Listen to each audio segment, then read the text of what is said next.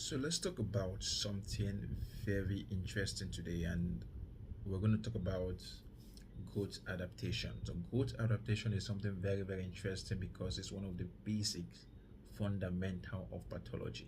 So if you're a new medical student or a new pathology student, you would like to, take your time, take notes, and pay attention to what I'm about to say. Now, what is growth adaptation? First thing first, let's look at the name because sometimes the name always gives it away. The name, the word growth represents some kind of development, then adaptation means like modification, changes to balance out something. So now let's bring it down to pathology. When you talk about growth adaptation in pathology, it simply entails a change in cell type, or I mean a change that a cell in the body undergoes due to a change in stress. So now let's start. If, for example, there's increase in stress, there's stress being applied to a particular organ.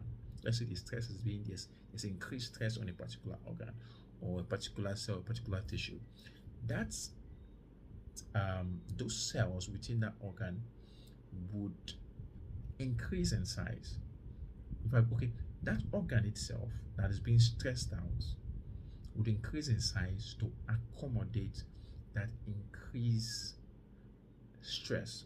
And that process of increasing in size is a cellular adaptation because it's a growth, a change in form in order to accommodate the increase stress.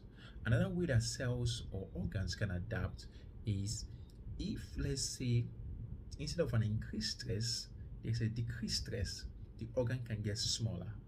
By getting smaller, it has adapt. So that's an adaptive mechanism. If, for instance, instead of the stress to increase or decrease, it decided to change, there's a change in stress. Let's say it changed from let's say like there's a change in chemicals, right? The cell is used to a particular substance or chemical, and now all of a sudden there's a change. Let's say the cell is is comfortable in a particular pH level, and all of a sudden there's an increase an increase or decrease in in pH. That can cause the cell itself to change. So that change in cell is another form of what adaptation. So pretty much adaptation or growth adaptation,